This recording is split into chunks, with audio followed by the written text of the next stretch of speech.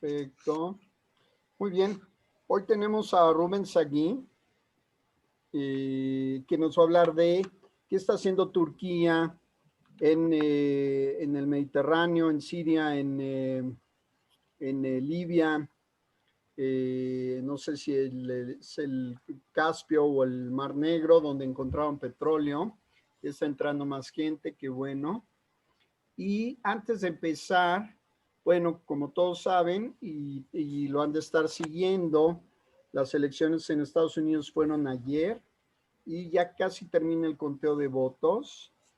La última cuenta que yo tenía, aunque me dicen que Biden ya está en 264, la última cuenta que yo tenía de Associated Press era, sí, Associated Press ya está en 264 Biden y 214 Trump. Y lo mismo, The New York Times tiene las mismas números. Entonces, seguramente ya tenemos cambio de presidente en Estados Unidos. New York Times dice 253 Biden, 214 Trump. Pero parece que esa ventaja se va a mantener. Ok, ya veremos en la noche el conteo para Nevada, Arizona, North Carolina, Georgia y Pensilvania, ¿no? Y Alaska, es lo que falta contar. Alaska tal vez mañana esté acabado de contar. Muy bien, Rubén, muchas gracias por darnos esta plática de Turquía. Todos estamos muy pendientes qué está pasando en Turquía. Todo tuyo el micrófono, Rubén. Pues muchísimas gracias. Bienvenidos a todos y gracias por organizar esta plática. Hoy vamos a hablar de Turquía, un tema muy extenso y muy complicado, pero vamos a tratar de resumirlo y, digamos, terminar en una hora. Solo quiero ver si ustedes pueden ver la pantalla, ¿sí? La estoy viendo, Rubén. Yo creo ¿Sí? que todos la estamos viendo. Perfecto. Entonces, bien. Entonces, vamos a empezar y vamos a tocar los puntos principales más importantes. Primero, el señor Erdogan, como vemos más tarde, después del golpe de Estado, adquirió facultades políticas muy extensas. Ahora, también es importante conocer que él es de la parte de la ideología de los hermanos musulmanes. Esa es otra plática donde cuando se habla de los grupos terroristas del Medio Oriente, hay que entender quiénes son los hermanos musulmanes, pero ahora no podemos entrar en eso. Entonces,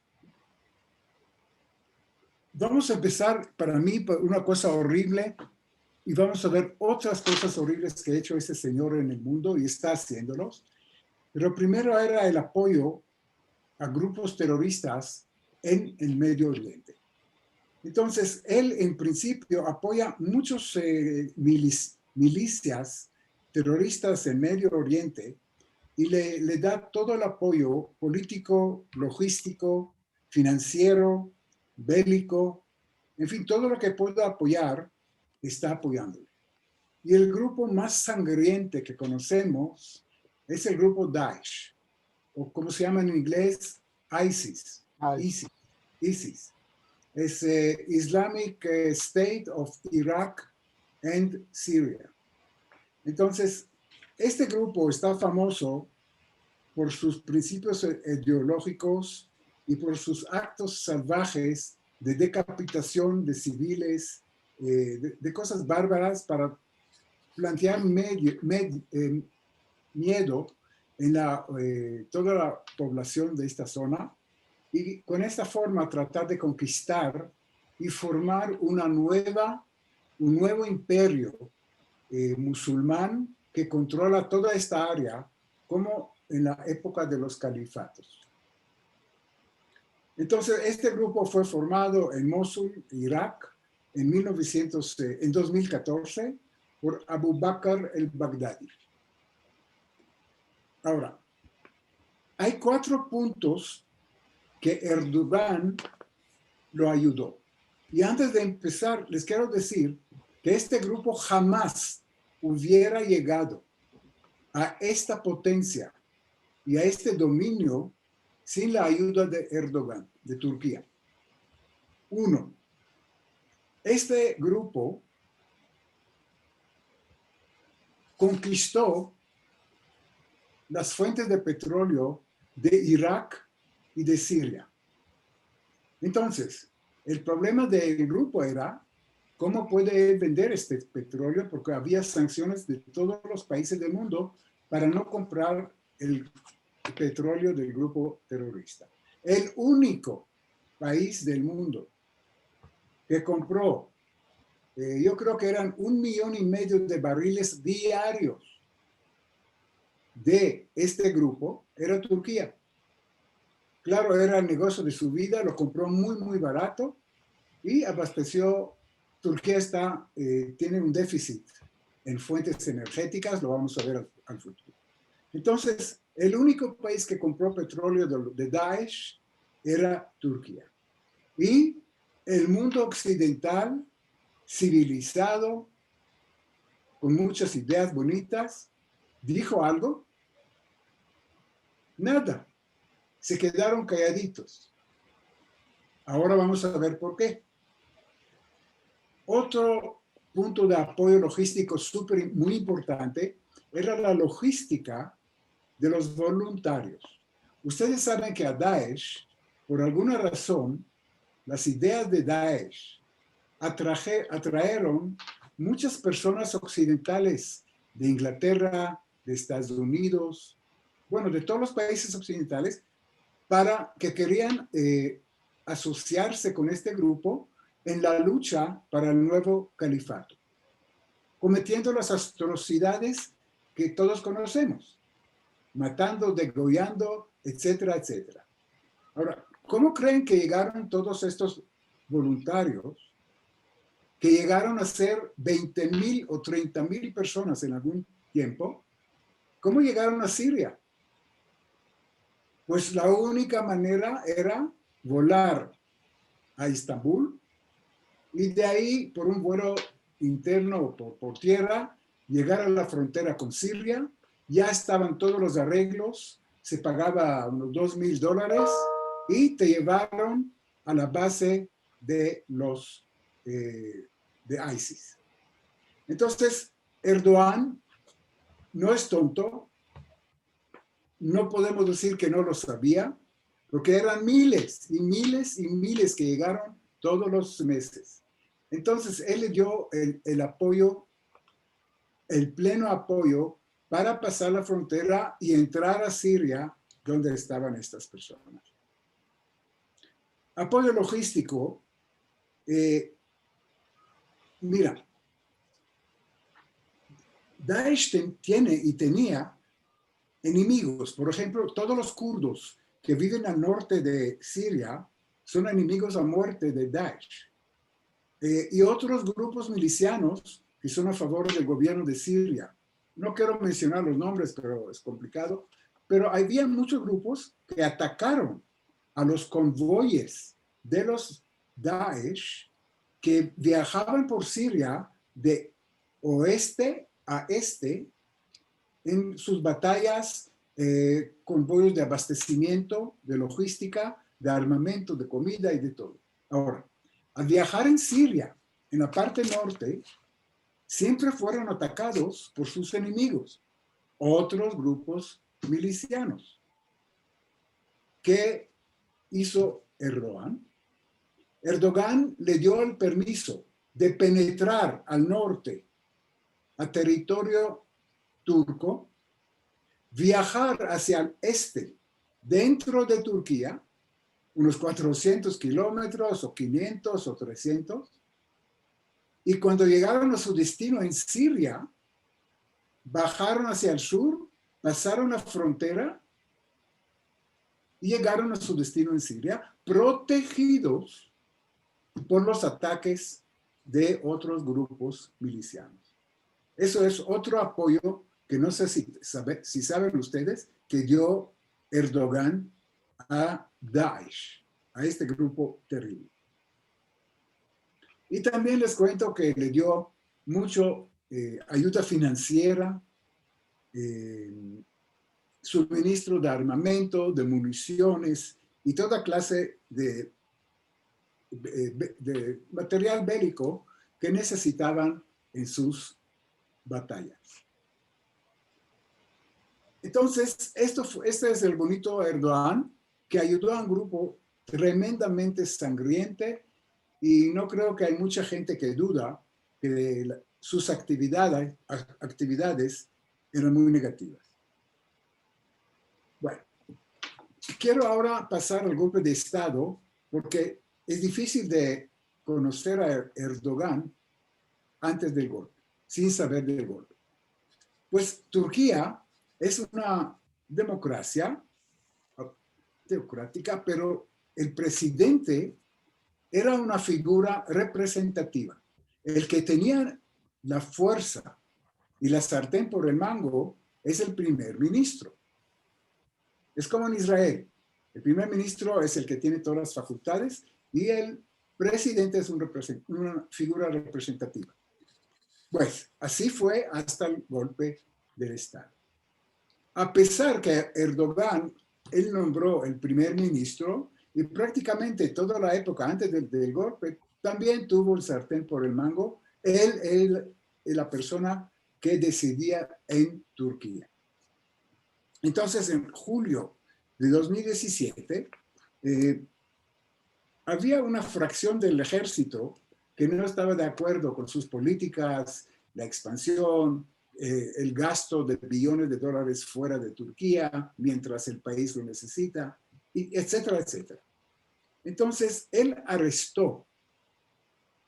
pudo subsistir a este golpe, arrestó 25,000 militares, imagínense, 25,000 militares, arrestó 127,000 funcionarios públicos, entre ellos jueces, fiscales, policías, profesores, catedráticos, administrativos, en fin, una purga de gran escala en todo el aparato burocrático turco. También arrestó periodistas y todo el personal de medios de comunicación. Claro, tomó una actitud de un dictador. Logró promover un referendo. Ya conocemos los referendos de aquí, ¿verdad? Y en este referendo cambió la constitución para que el puesto de presidente de Turquía ya no sea representativo, sino también de poder real, que prácticamente lo tenía, pero ahora estaba ya anclado en la ley y la constitución. Bien.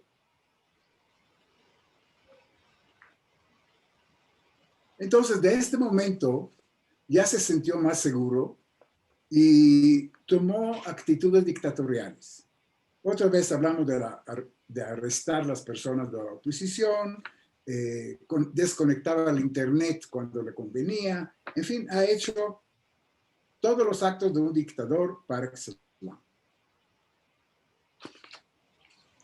Un factor importante que hay que acordar cuando se habla de Turquía, que Turquía está en una situación económica muy precaria. Le doy un dato nada más para no entrar en muchos detalles. En 2013, el Producto Interno Bruto de Turquía era de casi $1,000 millones. En 2016 bajó a 750,000. Fíjense, una disminución de casi 21%, que es una disminución grande de la economía, con problemas económicos muy graves. Menciono esto porque ese factor no le prohibió de gastar dinero en armamentos y conflictos internacionales, como vamos a ver en el futuro. Ahora, otro factor importante para conocer los motivos de Erdogan es su megalonomía y la ambición de establecer la hegemonía de Turquía en toda la región de Medio Oriente, como fue el Imperio Otomano o Imperio Turco muy importantes anteriormente. Ese es otro factor que le motiva mucho. Él estableció una estrategia que le llama Mavi Vatan, que es Patria Azul. ¿Qué quiere decir esta estrategia? Que Turquía tiene que controlar todos los mares alrededor de ella. Quiere decir, el Mar Negro, el Mar Caspio, el Mar Egeo y el Mar Mediterráneo. Imagínense. Entonces, eso es una expresión de una estrategia bélica que tiene Turquía hoy en día. Y no es suficiente con esos mares. Hoy día también se metió en conflicto en el Golfo Pérsico, que ya vamos a ver. Bien. Ahora quiero mencionar la relación de Turquía con diferentes países del mundo y ver las hazañas de este dictador en el mundo entero. Primero con Siria. Con Siria la situación es muy complicada. Quiero decirle nada más, en pocas palabras, que Erdogan, Turquía, invadió a Siria 3 o 4 veces, con ejército y aviones y tanques y todo. Conquistaron una franja de 400 kilómetros de largo con 40 de ancho, con el pretexto de tener una protección contra los kurdos. ¿Sí? Turquía tiene miedo de los kurdos. Y claro, los kurdos son personas que quieren independencia de Turquía. Parte de ellos vive en Irak, Siria, parte en Turquía. Entonces, el pretexto era para que los kurdos de Siria no se asocian con los kurdos turcos y amenazan al régimen, él tiene que conquistar parte del territorio sirio. Ahora, no sé si conciben, pero imagínense si algún país conquistará en la frontera de México, de la parte norte, una franja de 400 kilómetros y digo, sí, yo conquisté esta tierra porque para mi seguridad. Son cosas absurdas, pero él lo ha hecho y el mundo callado. Bueno, les cuento que 3 meses entró, salió, había batallas, apoyó a muchos milicias contra el gobierno de Bashar al-Assad, con armamento, financiamiento y todo. Hasta le mandó milicias para ayudarles contra la lucha contra el gobierno de Siria. Y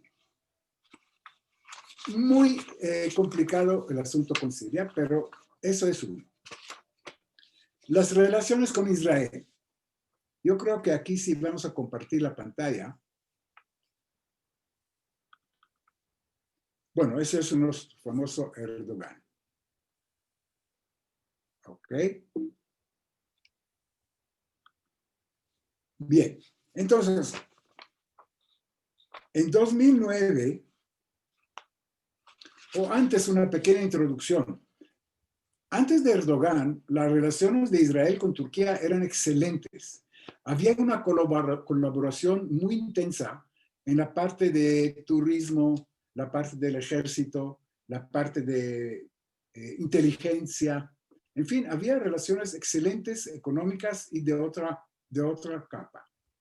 Pero a partir cuando entró Erdogan y se presentó como el líder del mundo musulmán y el nuevo sultán del nuevo califato que representa todos los intereses de los árabes musulmán, se empezó a enfriar la relación con Israel. El primer problema aconteció en 2007.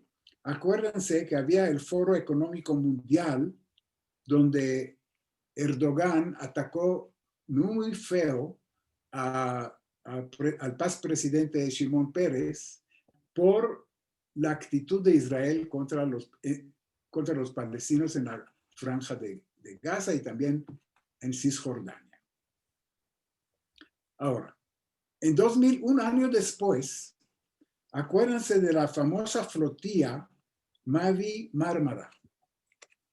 Erdogan organizó, no él, pero él le dio el apoyo a una flotilla de 6 barcos que zarparon de Estambul y de Grecia, ¿ok?,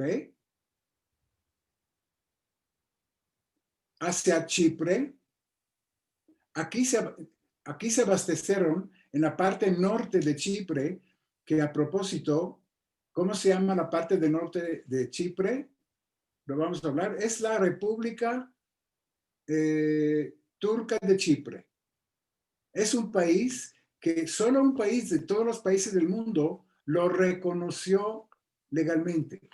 ¿Quién lo reconoció? Turquía.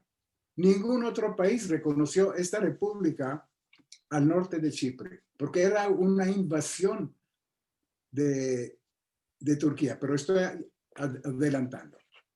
Entonces, esta flotilla llegó de Chipre y trataron de violar el mar territorial, las aguas territoriales de Israel, llegar a Gaza para romper el bloqueo que puso Israel sobre Gaza, porque había muchos envíos de armamento y de misiles y todo lo demás a Gaza.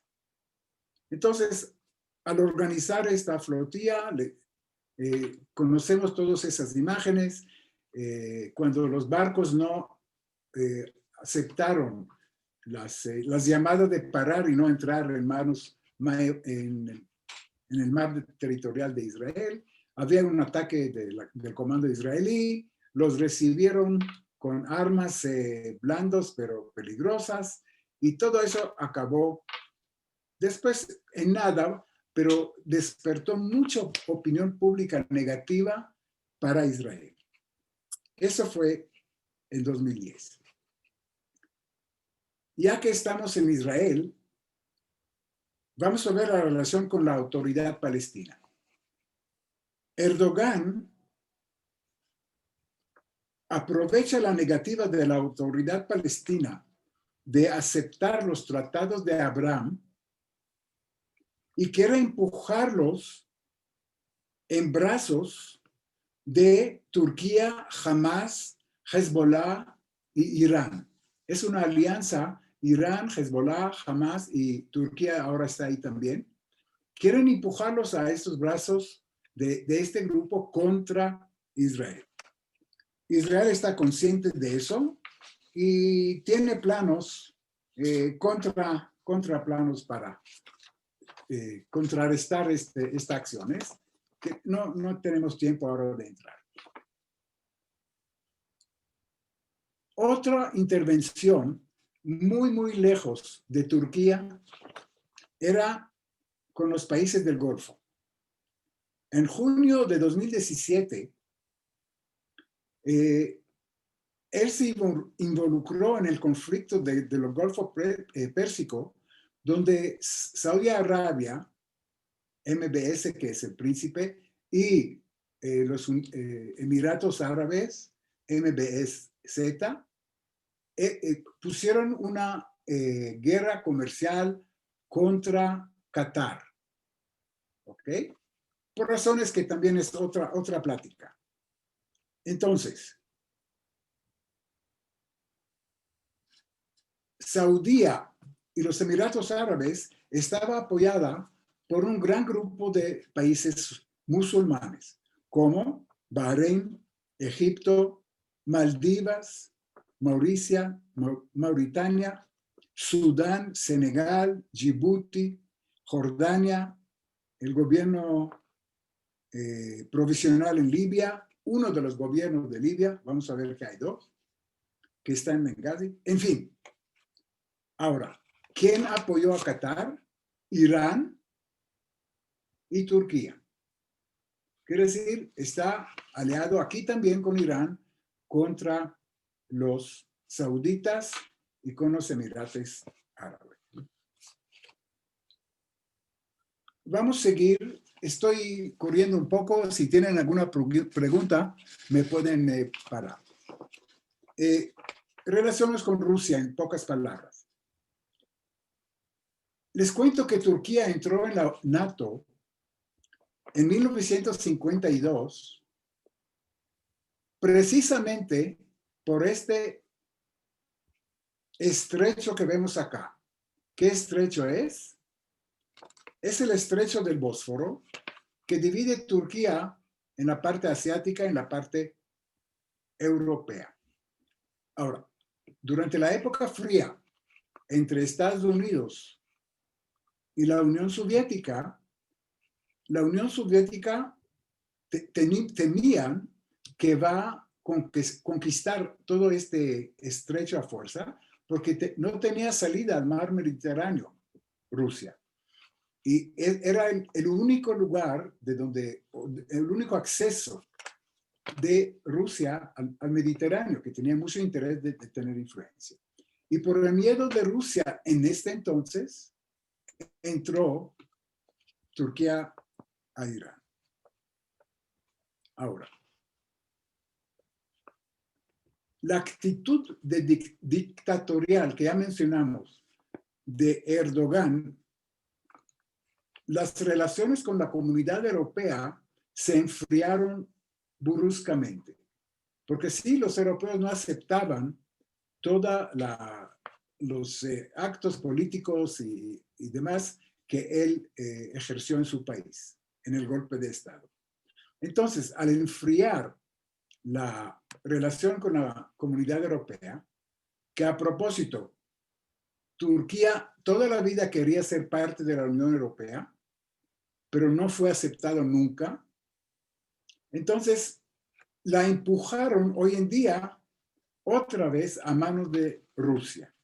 Entonces, últimamente vemos que hay un acercamiento con Rusia, pero no podemos decir que es en todo lado y todo tiempo. Depende de los conflictos. A veces está actuando contra Rusia y a veces está en aliado de Rusia. Bien. Por ejemplo, sabemos que hasta derribaron un avión ruso, los turcos. Número 2, en Libia, Erdogan está apoyando un gobierno provisional de Rusia, y Rusia está apoyando al otro. Un conflicto muy notorio entre Armenia y Azerbaiyán. Turquía está apoyando a Azerbaiyán y Rusia está apoyando a los armenios. Entonces, en este caso, están en los lados opuestos. Entonces, vemos que en el mundo no todo es blanco y negro. La cosa es mucho más complicada y depende de los intereses en cada región y en este tiempo. Bien. Otro punto importantísimo es la relación con la comunidad europea. Empezamos con lo que hablamos del Daesh. ¿Cómo puede ser que la comunidad europea estaba tan callada, no dijo nada cuando Erdogan apoyó al grupo terrorista Daesh y le hizo crecer en una forma increíble?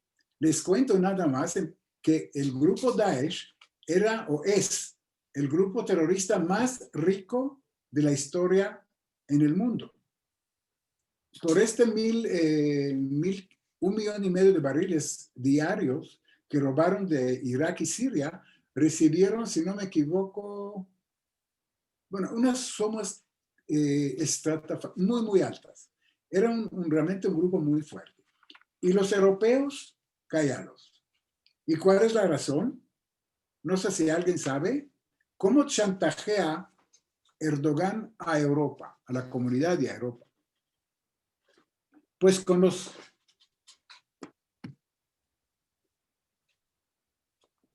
refugiados. Erdogan ha hecho un negocio de los refugiados y vamos a ver después también cómo es muy hábil para tornar situaciones difíciles a su favor, como el mismo golpe de Estado. Pues Erdogan aceptó recibir unos 3 millones de refugiados de Siria, 3 millones, con la condición que Europa le va a ayudar en sostener toda esta gente con una modesta suma de 3.000 millones de euros al año. Quiere decir, lo está haciendo, y eso es verdad, pero le pagan muy bien para hacerlo. Ahora, una vez que ya tenía en sus campos de concentración, o de campos de refugiados, perdón, en Turquía 3 millones de refugiados, él amenaza a Europa que va a abrir las puertas de Turquía y les va a mandar y les va a despachar algunos millones de refugiados. Y una vez ya lo hizo, mandó casi 1 millón de refugiados a Europa. Abrió las puertas de esos campamentos y le dijo, pueden irse. Arriba a la izquierda está Alemania, les recomiendo, y más arriba está Dinamarca, etc. En fin, los europeos que tienen problemas tan graves con la población musulmana que conocemos todos, callaron que total que no nos mande más refugiados. Últimamente, fíjate a qué llega. Él quiere presentarse como el nuevo líder del mundo musulmán.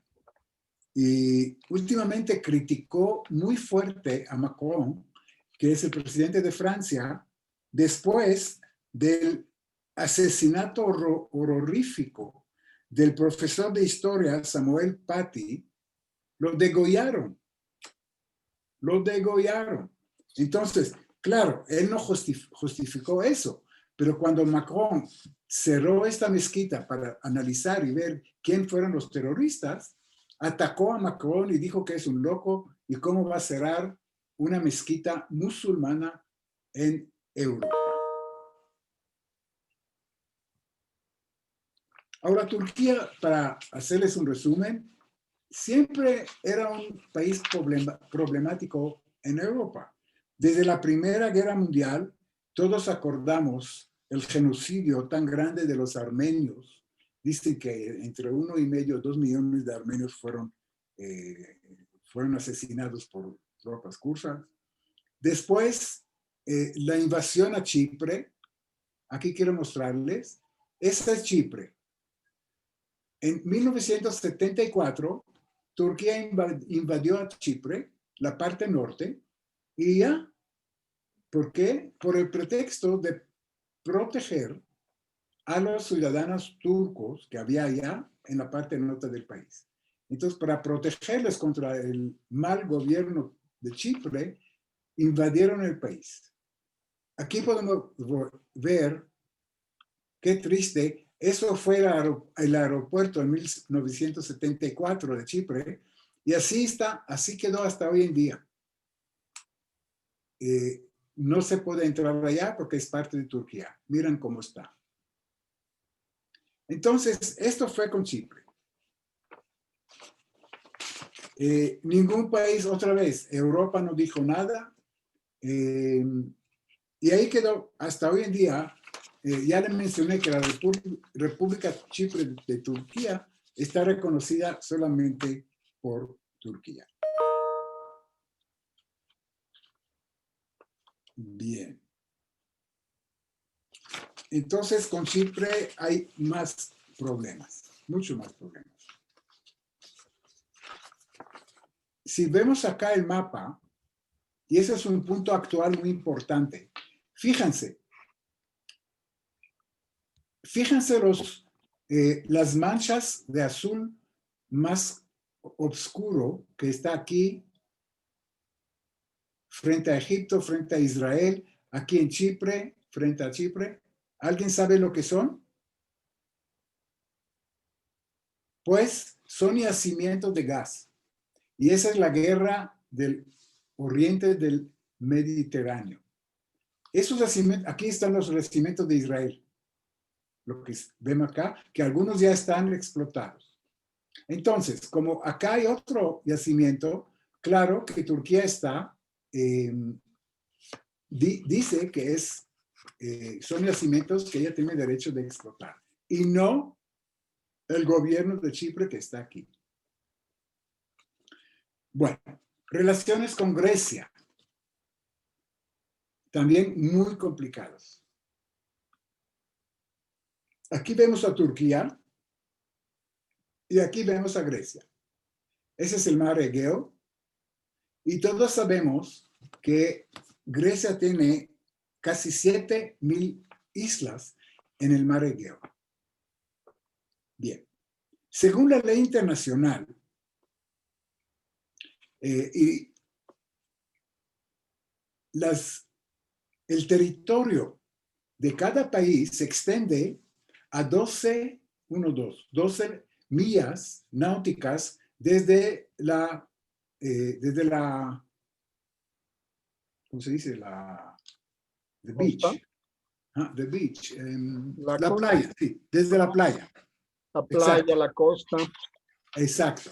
Entonces, fíjense, por razones históricas que no vamos a entrar hoy, Grecia no ejerce ese derecho legítimo anclado en la ley internacional.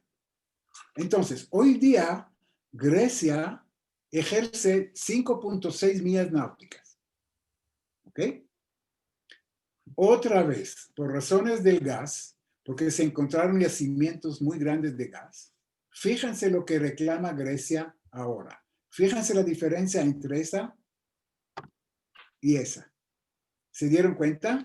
Otra vez, con 5.6 millas y con 12 millas. Está clarísimo que con lo que dice la ley, Grecia tiene el control total de casi todo el mar Egeo. ¿Ok? Y Turquía con 12 millas, podemos ver acá el color, no rojo, pero rosado, es este. Entonces, claro que Turquía sale perdiendo y yacimientos potenciales de gas son parte de Grecia y no parte de Turquía. Entonces, con Grecia hay una lucha armada prácticamente, porque sabemos que Turquía mandó su armada y su barco de explotación de yacimientos de gas hace poco. En cambio, Francia apoyó a Grecia y mandó sus barcos, sus aviones y su armada. Imagínense que Emiratos Árabes mandaron aviones F-16 que apoyan ¿a quién? A Grecia, que están contra Turquía, porque Turquía va con Irán y Irán es un enemigo de los Emiratos.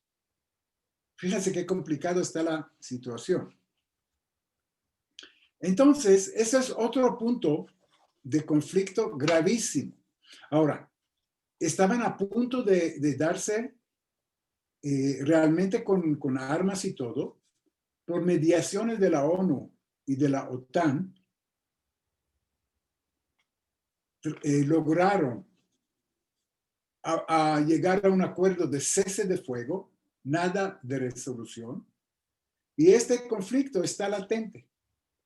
Ahora, imagínense, y eso vamos a hablar en dos minutos, pero ya quiero mencionar que Turquía, así como Grecia, son dos miembros de OTAN. Entonces, imagínense, ahora los miembros de OTAN que deberían ser unidos, y eso fue el objetivo, tienen guerra entre ellas. Bueno, Les cuento otra zona de conflicto. Todos conocemos el país que no es país, como ya les manifesté en otras conferencias, son países virtuales creados por los occidentales, que son llenos de tribus, de etnias, de castas, de religiones, que pelean uno con el otro. Libia es uno de esos países. Cuando mataron a Gaddafi, se desplomó prácticamente y se desintegró. Bueno, para hacer la cosa más interesante, hoy tenemos dos gobiernos en Libia. Uno de Trípoli, que está por acá, lo que vemos con este color, este azul, y otro que está más al este, que es el gobierno de Benghazi. Otro gobierno provisional que reclama la legitimidad del país. Pero no creen que con eso acaba. Aquí al sur hay tantos tribus que pelean entre ellos y nunca van a aceptar la autoridad de ninguno de estos gobiernos. Pero ese es otro tema. Pero hemos escuchado que Turquía está metiéndose en Libia, apoyando al gobierno de Trípoli, no al gobierno de Benghazi. ¿Alguien tiene idea por qué? Bueno, entonces les cuento. Erdogan mandó 17... algo que se me olvidó y ahora voy a mencionar.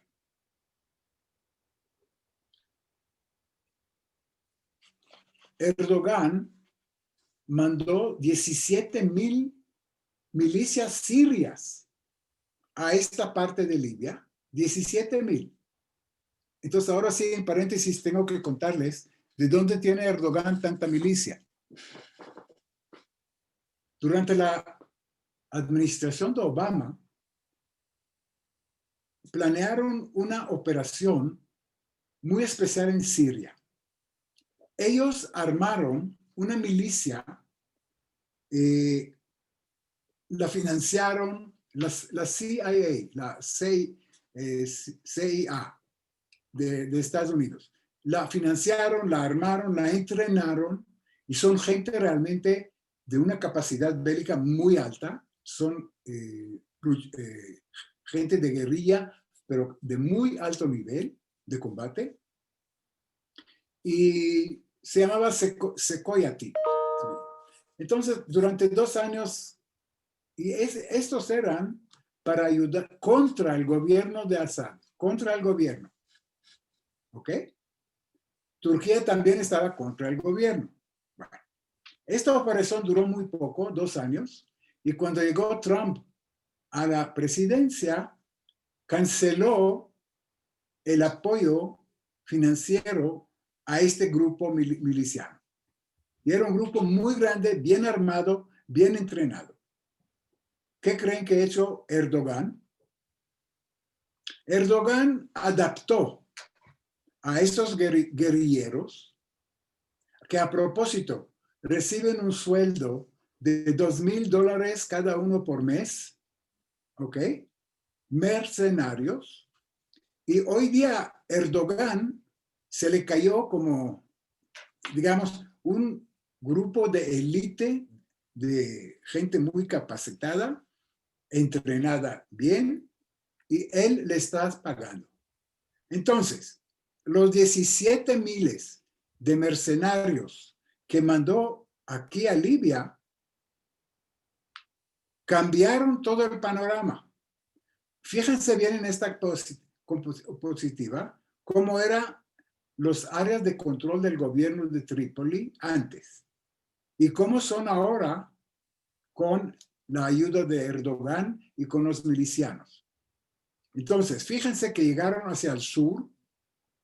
En toda esta parte ya está bajo el control del gobierno de Trípoli. Ahora, ¿por qué creen que se fueron aquí al sur, a toda esta zona? ¿Para gozar de las vistas fabulosas de las dunas del desierto de Sahara? ¿O para hacer turismo? Claro que no. ¿Qué creen que hay por aquí?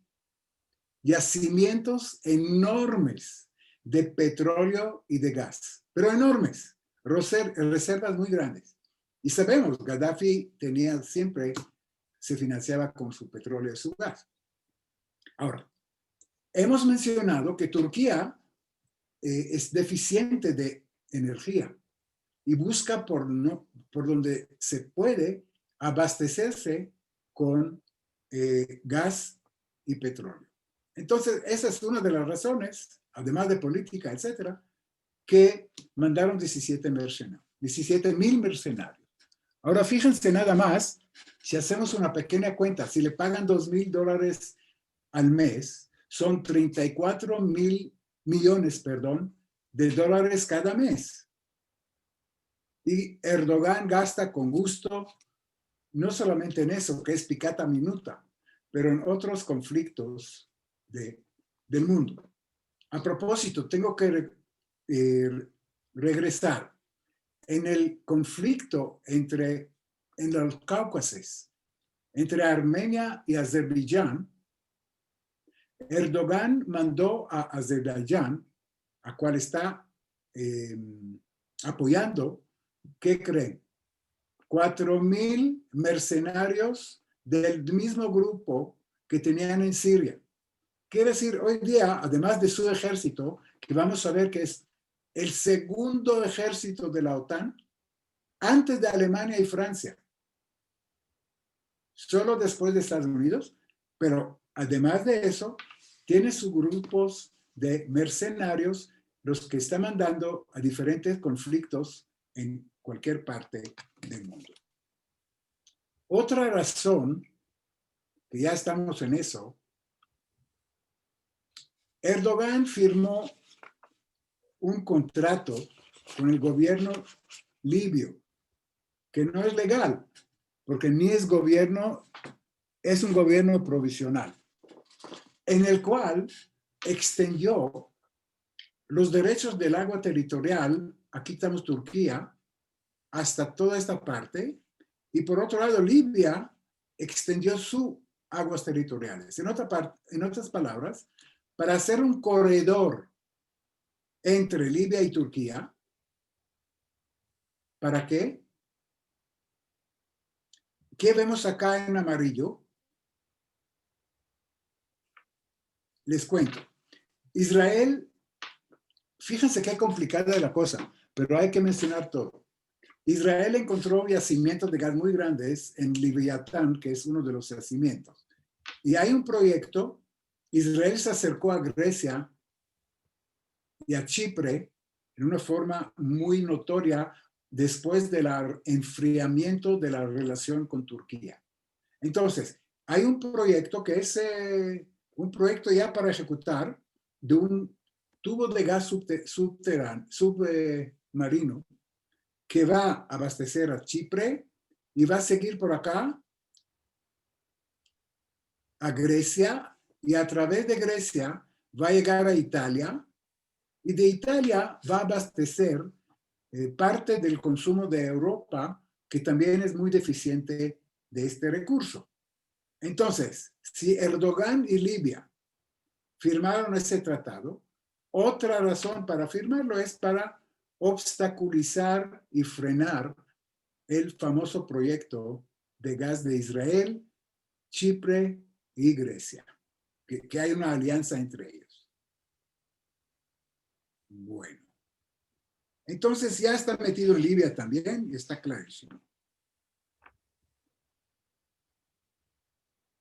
Azerbaiyán ya mencionamos, pero vamos a ver otra vez.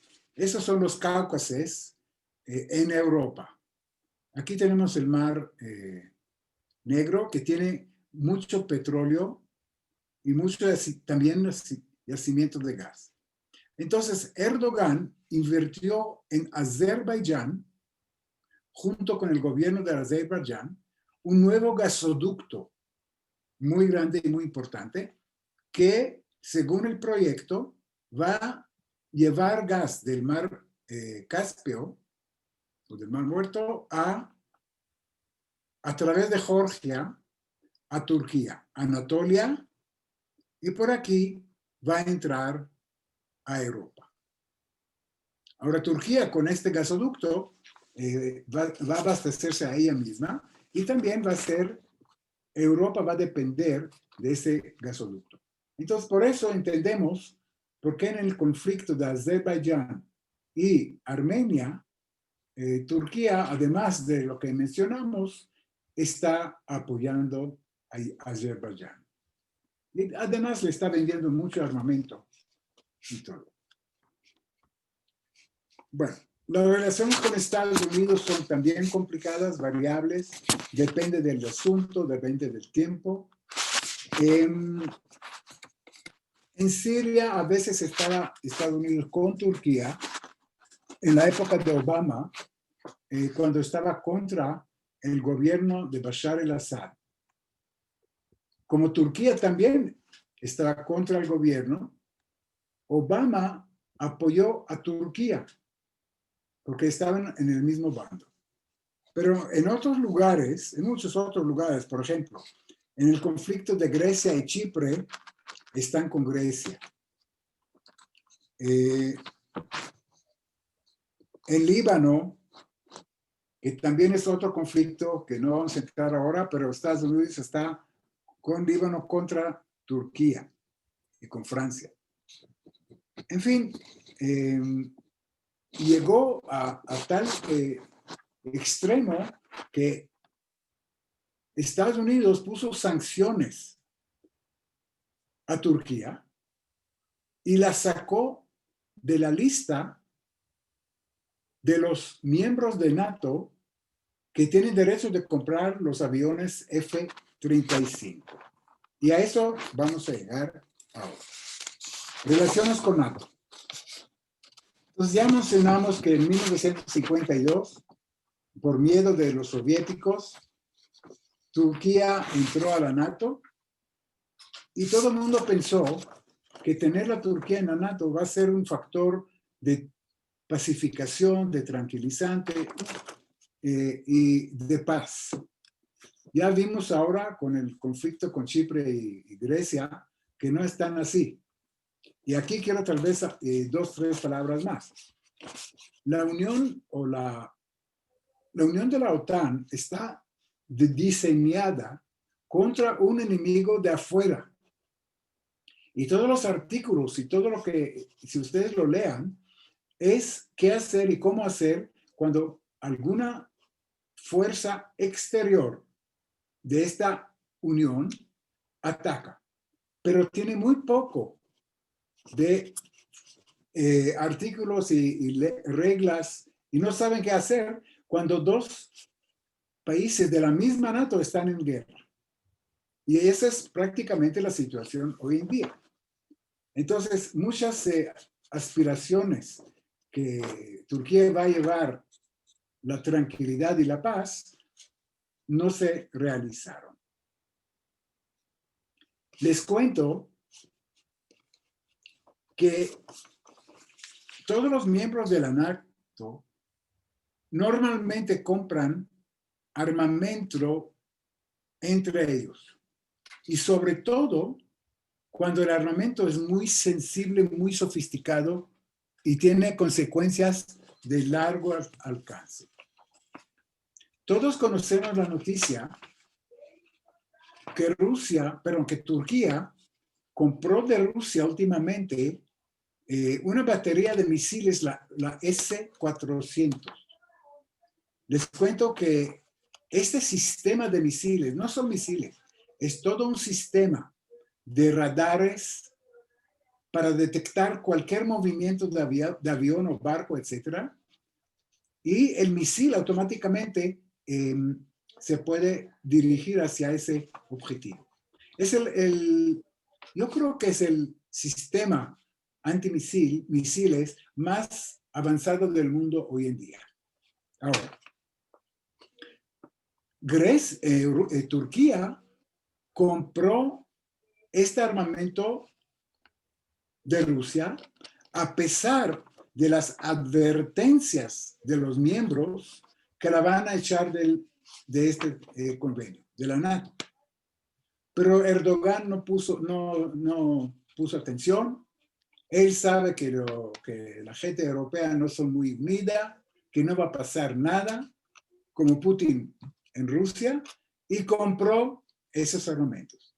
Ahora, ¿qué significa eso? Eso significa, y lo utilizó, es decir, prendió este sistema ahora en la guerra con Grecia y Chipre.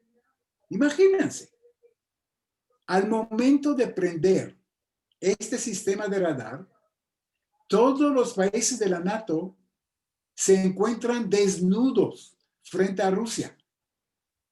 Rusia sabe cualquier movimiento de avión, de navío, de barco o lo que sea. Están desnudos, están dispuestos. Y Rusia tiene toda la información muy sensible y muy peligrosa de todos los movimientos de las armadas de la NATO. Y Erdogan no le importó, lo compró. Y esta fue la razón que Trump inmediatamente le sacó de la lista de países que tienen derecho de comprar el F-35, que es un avión muy avanzado. Porque con este sistema tan avanzado, hasta este avión tendrá dificultades de defenderse. Bueno, de Libia hablamos. Nada más les quiero contar, porque ya veo que el tiempo es corto. De Libia hablamos, pero les cuento que en África, no solamente en Libia, está vendiendo armamento a todo lo que eran antes colonias francesas y está chocando con Francia en todo lo que es Mauritania, Mali, Níger y Chad. Y el último punto que quisiera mencionar es la industria de armamento de Turquía. En el 74, cuando invadieron a Chipre, no tenía ninguna industria de armamento. Erdogan y gente atrás de él se dieron cuenta que necesitan establecer y fortalecer su industria de armamento. Hoy en día es increíble. Turquía es, bueno, les cuento que tiene una armada y un ejército, les dije, el número 2 de la NATO después de Estados Unidos. Antes de Alemania y Francia. Turquía es la número 14 exportador de armamento en todo el mundo. Aquí vamos a ver a dónde exportan, a unos países que no son tan simpáticos, como Pakistán, etc. Entonces vemos que Turquía es una de las potencias bélicas muy, muy grandes en el mundo hoy día, no solamente económicas, que en ese sentido ya no es como antes, pero en la parte de industria armamentista. Y está siguiendo con eso. La meta de ellos es que en el año 2025 quieren ser independientes de compra de armamento de cualquier otro país occidental, lo que tienen hoy día. Bueno, yo creo que con eso voy a terminar para abrir la sesión a preguntas, observaciones o lo que quieran ustedes. Muy bien, así es, Rubén. Vamos a pasar a preguntas y comentarios. Vamos a empezar con esta pregunta. Ahorita vamos a ver qué manos levantadas hay. ¿Tú consideras que que la OTAN va a conservar a Turquía como miembro? Mira, hay muchas voces y bastante sonados que quieren sacar a Turquía de la OTAN, porque se dan cuenta que es un aliado que puede ser muy peligroso. Ningún país anteriormente se dispuso a la OTAN en un peligro tan grande. A la Unión Europea ni la van a aceptar nunca mientras este señor está dirigiendo el país. Sí. Rubén, ahorita va a preguntar Filip, no sé si Adela levantó la mano. Sí. No. Antes de que pregunte Filip, ¿qué otro país, tú sabes qué otro país de OTAN compra armamento en Estados Unidos y en Rusia simultáneamente, aparte de Turquía? Ninguno. De Ninguno. Rusia es la primera vez que compran, bueno, yo digo sistemas sofisticados. No sé si compran Kalashnikov o cosas así, pero un armamento sofisticado, peligroso, ningún país lo ha hecho. Turquía es la primera vez que rompió esta regla. Exacto. Qué caso tan excepcional. A ver, vamos a ver qué pasa. Philip, por favor, abre tu micrófono, te escuchamos. Está abierto. Gracias. Rubén, como de costumbre, magnífica plática. Gracias. Realmente un análisis muy, muy profundo, muy sesudo, diría yo, del peligro que representa Erdogan. Viendo hacia adelante, yo te quería preguntar, en el caso de que Trump no impugne las elecciones, que lo más probable es que las impugne, porque ya el caso de Wisconsin con 130,000 votos, el paquete ese que encontraron y que todos los votos favorecen a Biden, pues está medio raro que 130,000 votos sean, vamos, matemáticamente es imposible que 130,000 votos favorezcan en un paquete, favorezcan a una sola persona. Entonces, seguramente va a impugnar y va a pasar lo que él ya anunciaba antes de que este voto por correo iba a llevar a una impugnación, que es el peor de los escenarios para ellos, porque casi los pone en un estado de guerra civil, mientras estén así de divididos. Entonces, yo te quería preguntar, en el caso de que Biden gane las elecciones, y ahorita lo vimos hacer, aparte de todas las gaffes es palabra en francés para decir pequeños errores, pues, de dicción, y se ha visto ahorita en el último que confundió a su suegra con otro pariente de él. Bueno, es un hecho que podemos decir que está teniendo situaciones de demencia senil de plano. Y con ese tipo de situación, pues no van a poder seguir con él en el caso que lo escojan. Y entonces va a entrar su vicepresidente, que es Kamala Harris. Y entonces se hace el plan demócrata de tener a Joe Biden fuera, a Kamala Harris dentro, y el problema es quién viene de vicepresidente. Desde mi punto de vista, es que sea Hillary Clinton. Entonces, en Hillary Clinton, que se completaría lo que los demócratas quieren llevar a cabo, ¿qué piensas tú? ¿Qué escenario queda para el Medio Oriente con una situación de estas, que no es más que una probabilidad, desde luego, porque no creo que Trump se vaya a dejar tan fácilmente? Gracias, Reuben, nuevamente por la plática. Bien.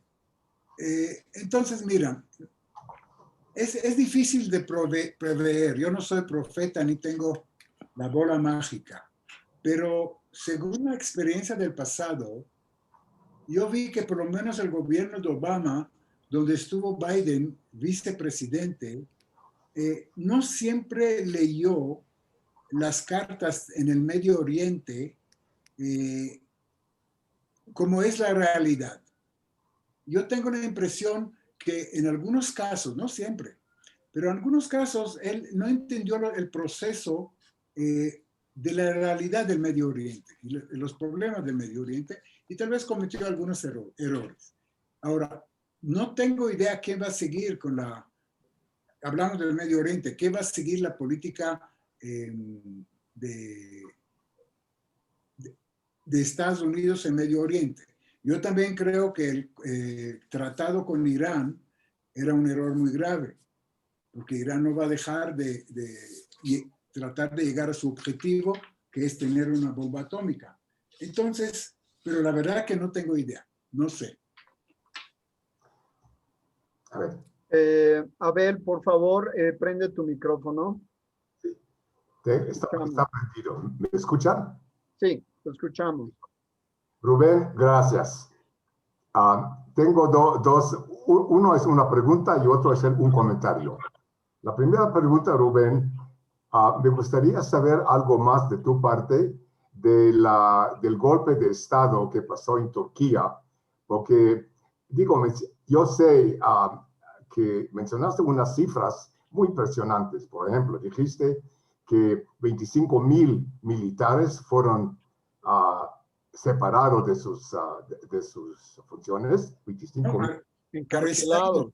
Y dijiste 120,000 burócratas. Es lo que dijiste. Ok. Digo, 120,000 burócratas es mucha gente con muchas capacidades. La verdad, yo digo, sé algo de esto, pero me gustaría si sabes algo más. Esa es la primera pregunta que tengo hacia ti. La otra cosa que quiero decir, que no tiene que ver con las elecciones ahorita en Estados Unidos, yo no tengo duda que Biden está ganando. Y esto le va a debilitar mucho a Erdogan. Erdogan tenía una relación muy estrecha con Trump. Hay casos, por ejemplo, de un banco muy importante en Turquía. 53 fedecimal. ¿Cuánto? No, hay un audio que se coló. No sé si... perfecto.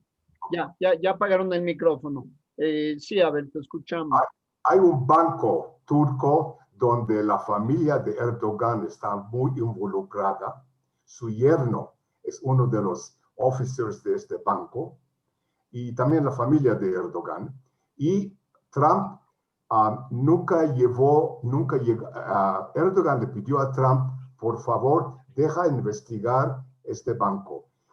La Fiscalía de Nueva York, que es la más cabrona, la fuerte en Estados Unidos, la Fiscalía de Nueva York, de parte de la Fiscalía Federal, estaba cuestionando, indagando, investigando la relación de este banco con muchas cosas negativas en el mundo financiero. Y Trump nunca les dijo a la Fiscalía, nunca llegó a decir a la Fiscalía neoyorquina, párale el caso. Erdogan quería que se pare. Trump no objetó, pero nunca llegó a hacer esto. Es un ejemplo de la relación entre Trump y Erdogan. Ahorita que ya no va a estar Trump, yo creo, y Philip, te voy a decir algo, yo espero que ya no esté Trump, muchas razones, sería otra plática por otro lado.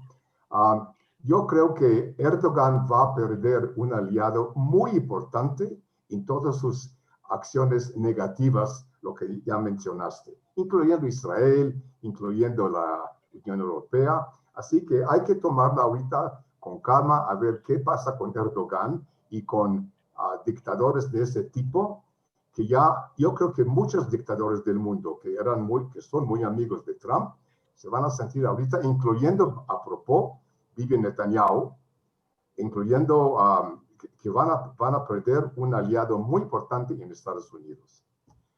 Ese es el comentario. La primera pregunta sobre el golpe de Estado, por favor. Sí. Rubén, gracias, Abel. Rubén, ¿Turquía actúa de forma coordinada con Irán o qué comentarías de la relación entre Turquía e Irán? Sí, últimamente, otra vez, no hay blanco y negro en la política y por eso Turquía está con Irán en algunos conflictos. Por ejemplo, con Qatar está con Irán. Con lo que es en Israel, la Cisjordania y Hamas y toda esta cosa está con Irán. Contra Irán, yo no veo ningún conflicto que está contra Irán. El único que se podía decir, pero no está contra Irán, está a favor de Azerbaiyán. Y ustedes saben que Irán tiene mucho miedo de Azerbaiyán. ¿Por qué? Porque 25% de la población de Irán, todo al norte del país, que colinda con Azerbaiyán, son los mismos azeríes, la misma étnica que vive en Azerbaiyán. Ahora, los azeríes en Irán quieren la independencia y por eso presentan una amenaza para el régimen iraní. Entonces, en esta forma indirecta tal vez sí, pero directamente no. Perfecto. Gracias, Rubén. Un poco más del golpe de Estado, a ver si puede, por favor. No, digo, es importante esto. El golpe de Estado contra Erdogan. ¿Quieres Sí, comentar algo del golpe de Estado Abel, te refieres al golpe de Estado que dio Erdogan hace unos años? No, era en contra de Erdogan. Golpe de Estado contra Erdogan. ¿Qué hay Contra de, Erdogan, qué hay de este golpe de Estado? 120,000 civiles y muchos problemas. Y la cosa es que yo siento que hay problemas internas en Turquía que Rubén, digo, es mucho tema, pero no entró en esto. Y por eso yo quiero saber un poquito más del golpe de Estado, si tienes información. bueno, lamentablemente, como ellos cerraron canales de televisión, cerraron periódicos y otros medios de comunicación, hasta el internet lo cortaron, y no hay mucho dato si realmente fue apoyado como él pretende decir. Está claro que hay una oposición grande en Turquía contra él, está clarísimo, pero más datos así específicos yo no tengo. Ok. Otra pregunta o comentario. Felipe, adelante, por favor. Mira, sin querer posesionarme del micrófono, sí quisiera señalar, sin embargo, es particularmente la situación de que si tenemos la administración Biden viendo las relaciones con Turquía, yo creo que les mandé, por cierto, en todo el chat de Polémica y Café, y también se lo mandé a Rubén en forma independiente, y es largo y no me meto en ello, de cómo Kushner y Trump pues metieron el plan que tienen ellos para el sistema de paz Abraham. Entonces, Reuben, ¿cuál sería tu comentario? ¿Cómo puede ir este tratado de paz Abraham favoreciendo tanto a los países del Golfo Pérsico que sin duda se están ya adheriendo a él en relación con la situación de Turquía? Porque Turquía no lo ha visto con buenos ojos, inclusive tiene el conflicto con Francia, ahora lo ha llevado con Macron. Turquía pierde mucho de la posición que quería tomar si se hace el tratado ya está hecho el tratado, pero si se amplía el tratado con todo el Golfo Pérsico, pues como que es una muralla que está armando con este tratado Abraham los Estados Unidos bajo el régimen de Trump contra Irán, precisamente, que tiene amedrentado a todo el mundo en Medio Oriente. Sí, pues Turquía está en el grupo iraní en ese sentido contra cualquier tratado con Emiratos Árabes y otros países como Egipto, todos los países que se sientan amenazados por Irán. En este conflicto está con Irán. Ahora, siguen apoyando grupos como Hamas, Hezbollah y otras milicias en Siria contra el gobierno. En eso no cesaron. Están igual como hicieron antes. Pero si me preguntas de Irán, claro, ellos están contra los tratados de Abraham.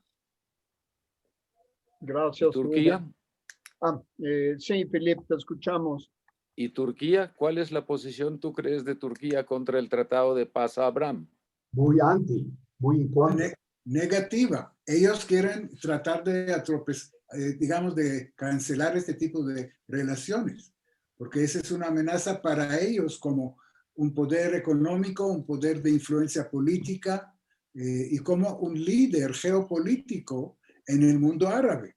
Porque lo que quiere Erdogan ser el nuevo líder del mundo árabe.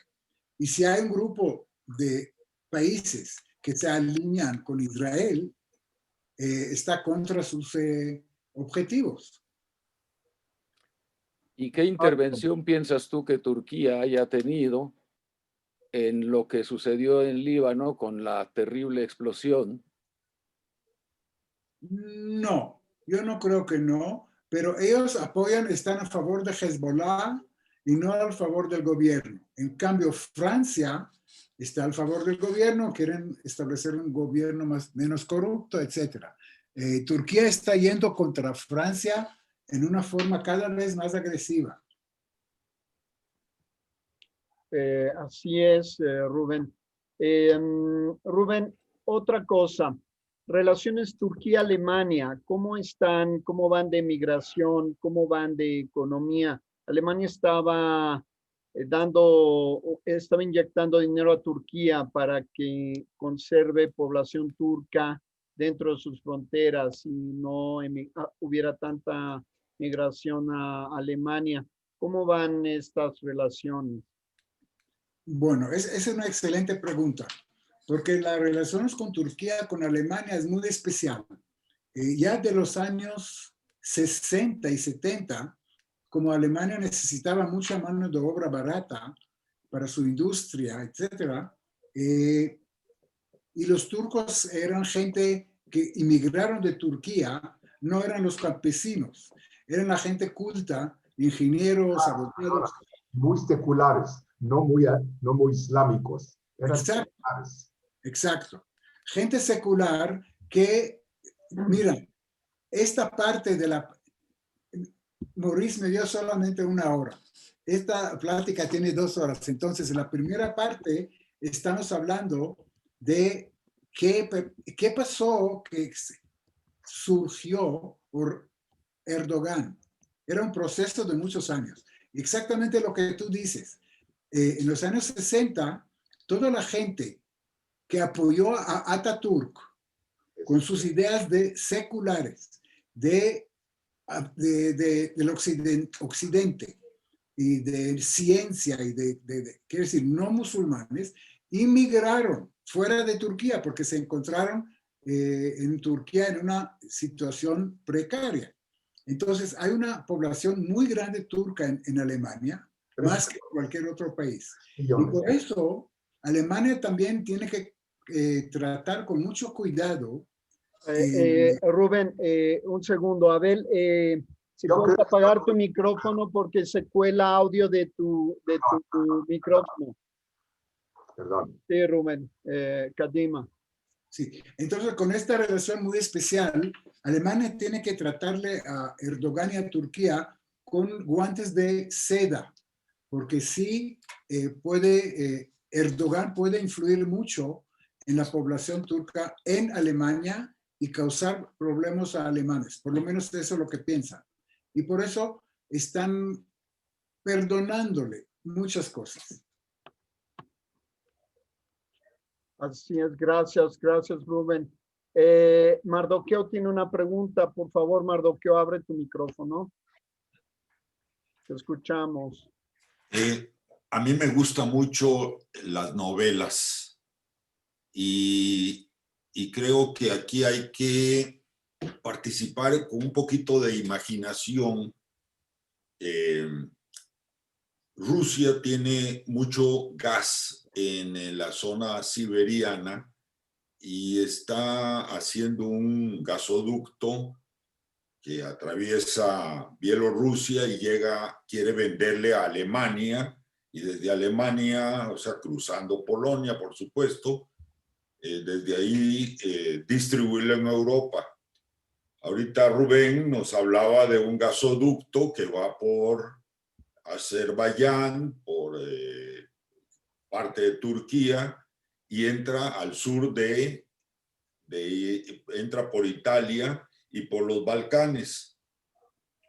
Y también, como es una novela, la que a mí me gusta, los países, los Emiratos Árabes, con Arabia Saudita, están construyendo un gasoducto que llega y que ahora es parte del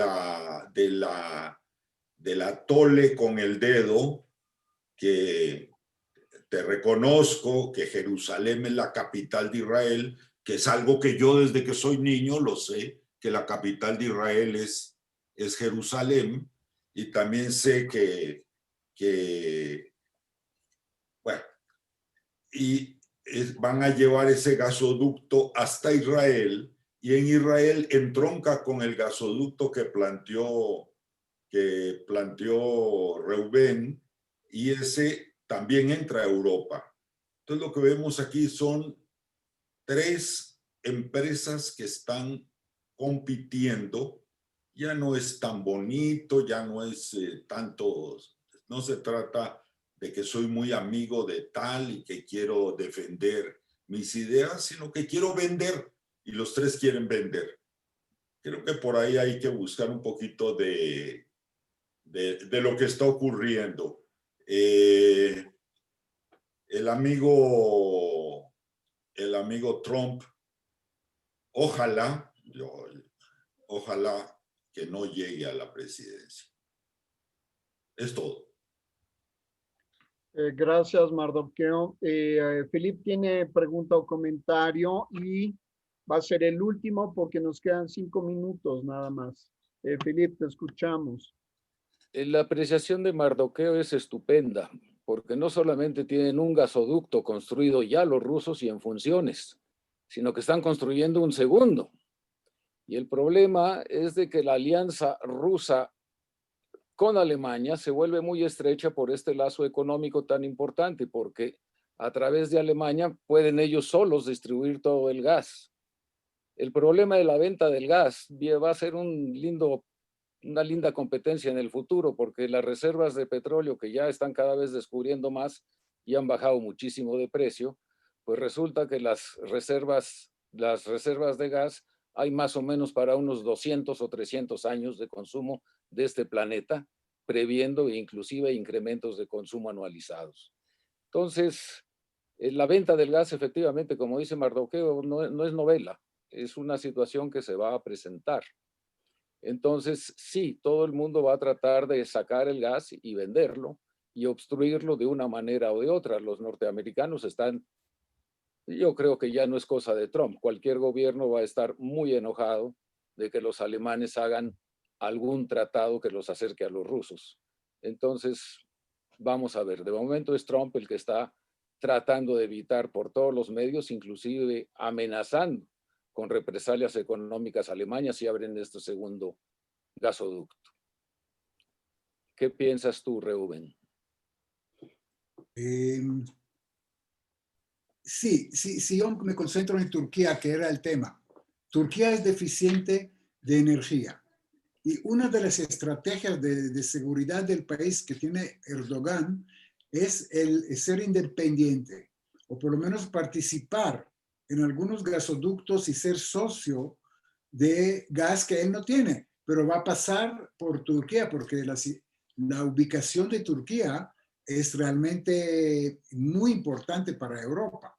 Entonces, cualquier gasoducto que pase por Turquía, él puede cobrar regalías, como han hecho otros países, puede abastecerse a él mismo y puede cerrar la llave para presionar a países que están dependiendo de eso. Entonces, Erdogan se dio cuenta que la guerra energética es muy importante en todo el mundo. Y por eso tenemos ahora el gran conflicto del Medio Oriente, del mar Mediterráneo oeste, de Chipre, de Grecia y todo lo demás. Porque todo el mundo entiende que el gas es el futuro. Ahora, el petróleo también es contaminante, el gas es menos contaminante.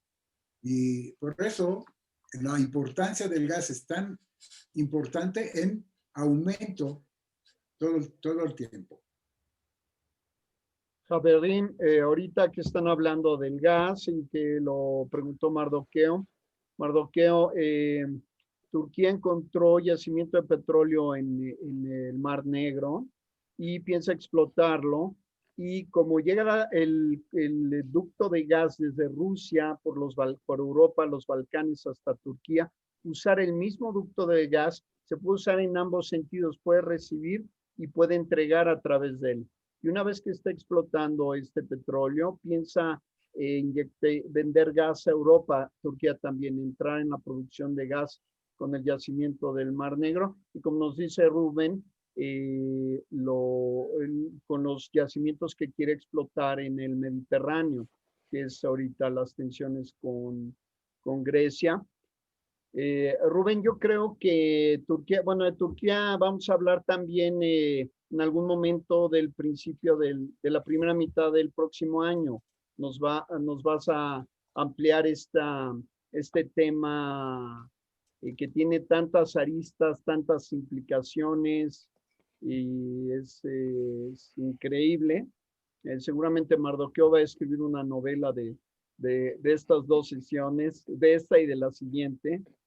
Y a lo que comentaba, sí, Mardoqueo levanta la mano, pero ya no tenemos No tiempo. más, una palabra. Y Philippe Una palabra. ok, una palabra. Se va a llamar Cherchez la femme.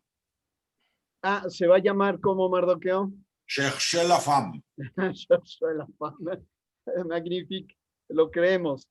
Así se va a llamar. Y Felipe, a lo que comentaba Felipe en esta sección, esperamos que el día 2 ahora por la pandemia vamos a tener polémica el 2 y el 9 de diciembre también, y esperamos que el 2 comentemos las elecciones en Estados Unidos, de las cuales por lo visto Biden va a sustituir a Trump en la Casa Blanca.